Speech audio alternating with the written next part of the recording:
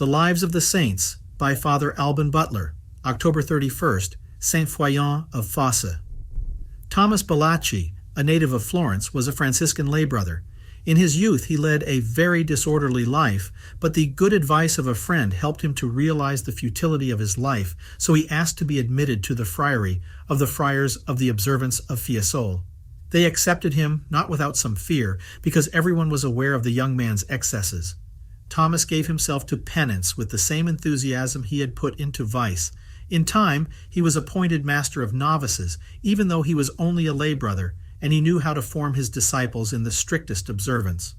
In 1414, Friar John of Stroncone established the reform of the observance in the kingdom of Naples and took Thomas as his companion.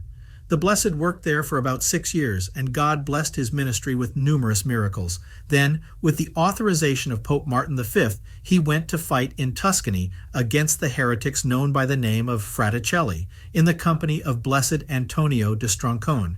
At the same time that he fought the heretics, he founded several convents, over which St. Bernardine gave him authority and fixed his residence in Scarlino.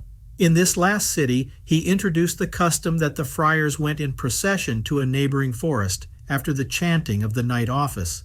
Each of the friars had in the forest a shelter of interwoven branches, where he spent part of the night in prayer. The Council of Reunion, which took place in Florence in 1439, sent Friar Albert of Sarana as papal legate to the Jacobites of Syria and other Eastern dissidents. Although Blessed Thomas was already 70 years old, Ray Albert decided to take him as a companion. In Persia, Friar Albert sent Thomas with 3 other friars to Ethiopia.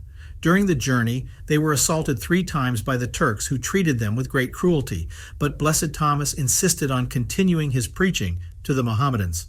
Finally, Pope Eugene IV had to rescue the friars, for the Muslims imprisoned them and condemned them to death.